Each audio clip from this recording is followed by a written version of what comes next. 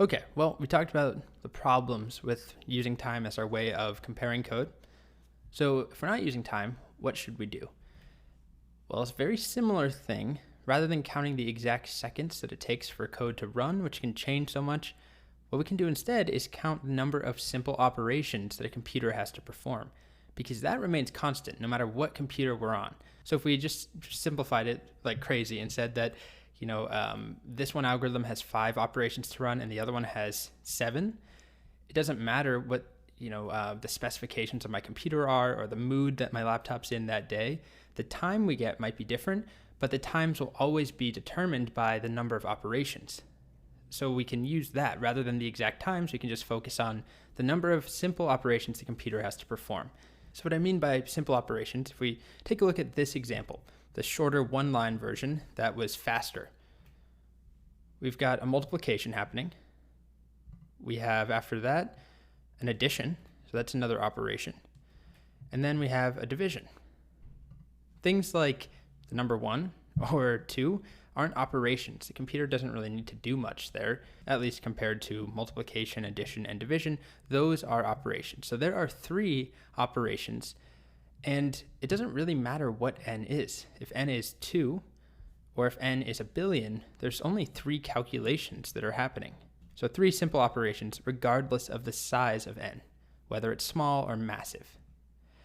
If we compare that to our other solution, the first one, this one has a few more operations. So let's start here. We see a plus sign, which we saw in the last video, and we counted that as 1 operation. But there's a difference here because this is in a loop. So if n is 5, we're adding 5 things. So that's 5 operations. If n is 20, there's 20 pluses. If it's a billion, there's a billion pluses. So it's not just 1 operation anymore, it's n operations, n additions. And actually, it's more than that because the equal sign is it's an assignment. Now, I hope you definitely shouldn't get too bogged down in the details of counting every minute operation because, as you'll see in a moment, all that matters is the general terms of things, a very, very fuzzy overview. So this distinction doesn't really matter. But to be clear, yes, this is another operation, and it happens as n grows. There's more assignments that happen. So quickly running through these, we've also got this here. So plus plus is shorthand for I plus equals 1. So there's a plus in there, and there's an equals. So 2 simple operations. However, they happen 1 time each per n. That's not a good way of saying that. They happen more as n grows. So if n is 10, we've got 10 additions and 10 assignments. If n is a billion, we've got a billion.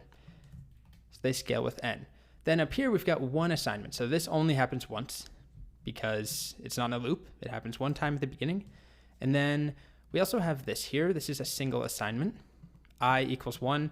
That happens once as well at the beginning of the loop. We start with I equals 1.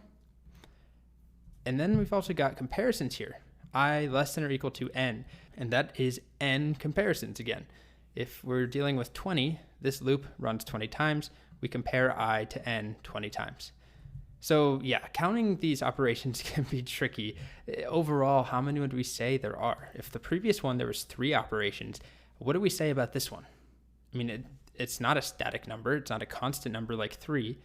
So how do we generalize it?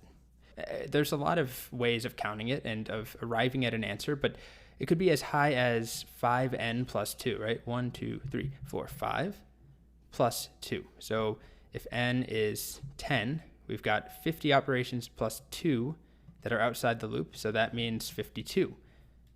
That's one way of doing it, but what I want to say is that it doesn't really matter because regardless of the exact number, whether it's 5n plus 2 or 2n or 3n or even 50n, it doesn't matter because what we care about is a general trend.